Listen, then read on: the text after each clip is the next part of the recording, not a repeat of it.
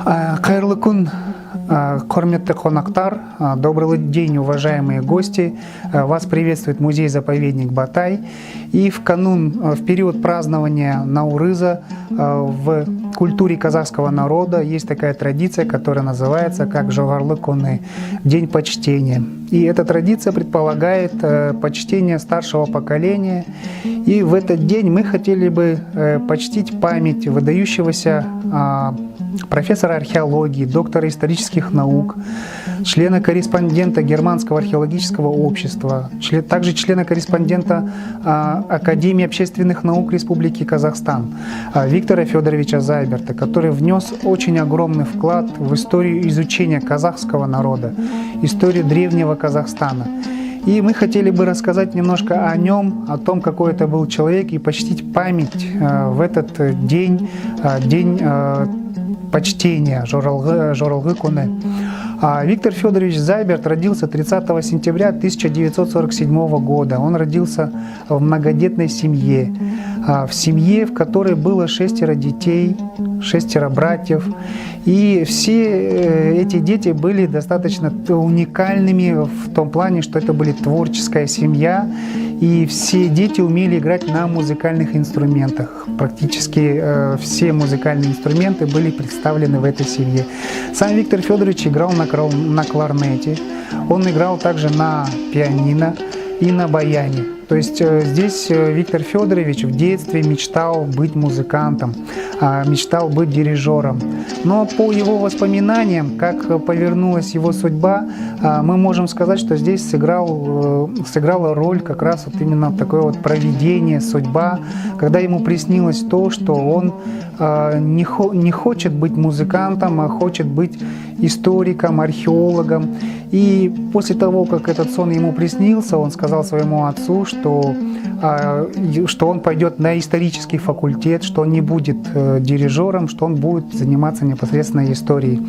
И очень интересны его слова о том, что археология – это не наука, а образ жизни. И вот вся его жизнь фактически, да, она была представлена как образ жизни. И здесь с этого момента Виктор Федорович занимается непосредственно археологическими исследованиями. В 1965 году Виктор Федорович поступил в Североказахстанский Петропавловский педагогический институт на специальность учитель истории. В 1967 году он познакомился со знаменитым археологом, советским археологом Геннадием Борисовичем Здановичем, который повлиял на его становление как археолога. В 1969 году, закончив педагогический институт, Виктор Федорович уже становится научным сотрудником областного историко-краеведческого музея в городе Петропавловске. И через 3 года Виктор Федорович берет бразды руководства Североказахстанской археологической экспедицией. И с этого момента мы можем говорить о том, что начинается очень бурная, активная археологическая деятельность, которая будет связана с более чем 200 археологических памятников на территории Северного Казахстана. Будет изучено огромное количество археологических памятников каменного века. И мы можем говорить о том, что вот эта вот его деятельность, она привела к открытию таким вот очень широким научным открытиям, как атбасарская археологическая культура. И уже, наверное, каждый казахстанец знает, что Виктор Федорович – это человек, который открыл и изучал батайскую археологическую культуру, представители, носители которой впервые на территории всего мира, впервые в истории человечества одомашнили лошадь.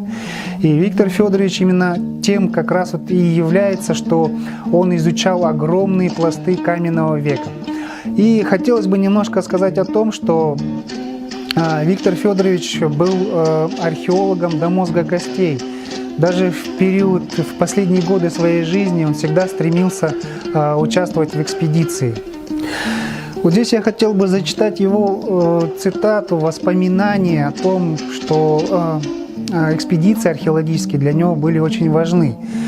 Пока я двигаюсь, я буду мотаться в экспедиции. Это же моя жизнь. В степи происходит обмен энергиями моей и природы.